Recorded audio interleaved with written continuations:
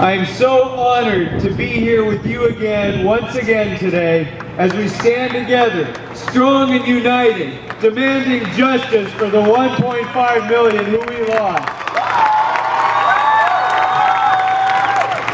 And as I look around this crowd, and this is an incredible crowd, give yourselves a hand for being here. This is an amazing, amazing crowd of people.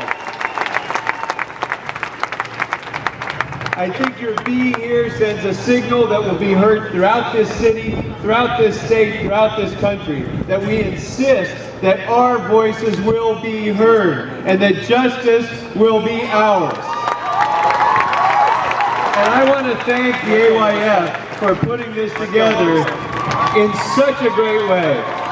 For all of us to come together like this and to be able to be here in this large a number, this is a hard thing to put together, and once again, AYF has done a phenomenal job of bringing us together. You know, I also want to take a moment because you see that there are fire department representatives here. There's members of the fire department, members of the police department. They're here to make sure that we can exercise our right to speak freely and safely. Give them a hand, the men and women of the police department and the fire department.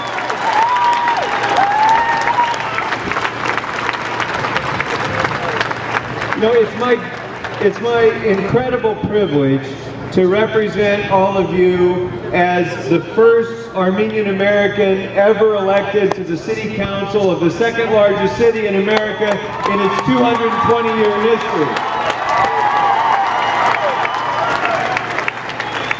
And just yesterday, I stood in council chambers with the mayor and with President of the Council, Eric Garcetti, and with many leaders of our community, and we appropriately recognized the Armenian genocide with a resolution in the Los Angeles City Council, and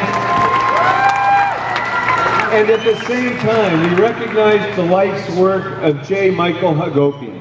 And many of you know of Dr. Hagopian. He spent the better part of the last 4 decades traveling around the world, videotaping, filming the eyewitness testimony of survivors of the genocide and other witnesses who could attest to what happened during the genocide. And sadly, most of those people have now passed away. Those witnesses are no longer with us. Thank God their testimony was taped so that future generations in the entire world can hear their voice, even though time is taking them from us. Just 2 years ago when we were here, we had Gazaros Kademian with us, and we heard his story. And since then, we've lost him, and it was my honor to be able to adjourn the California State Assembly in his memory last year. But we're losing the witnesses, we're losing the survivors, there are only a few left. So as I stood in the council chambers and had Dr. J. Michael Hagopian standing next to me, a genocide survivor himself, it was a moment of incredible pride to me when I realized, when people tell us, well, it's been 95 years, why are you still struggling? Why are you still trying to get recompense? And why are you still trying to get justice? Why are you trying to get this recognition? It's been 95 years. I had a genocide survivor standing next to me, and that tells me that's why we do it. 95 years, one person's lifetime. That's an eye blink in history.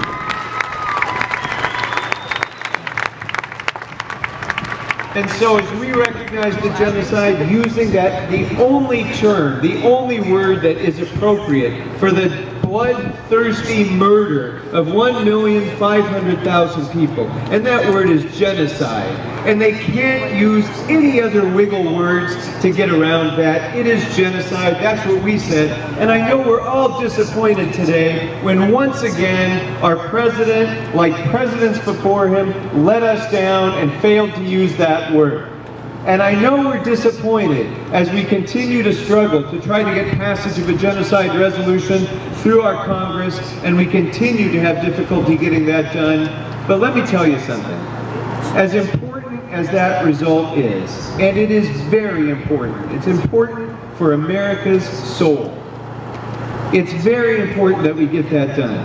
But in a real sense, our victory is not in the passage of the resolution.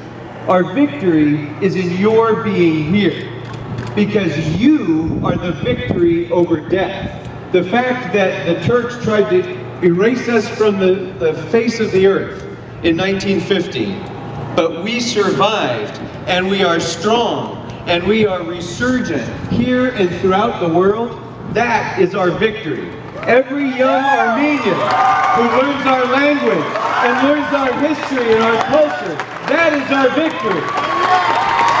Every Armenian professional who succeeds and sets an example for future generations and demonstrates to the world what the Armenian people can do, that is our victory. So when you're here today, pledge to yourself to continue to work every single day of the year, not just on April 24th, but every single day of the year to ensure the appropriate recognition of the genocide by our government and by the Turks and by the rest of the world. Do that. Recommit yourself to that today.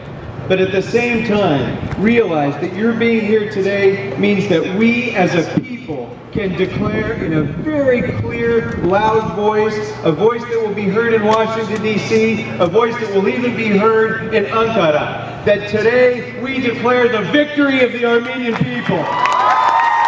Thank you very much.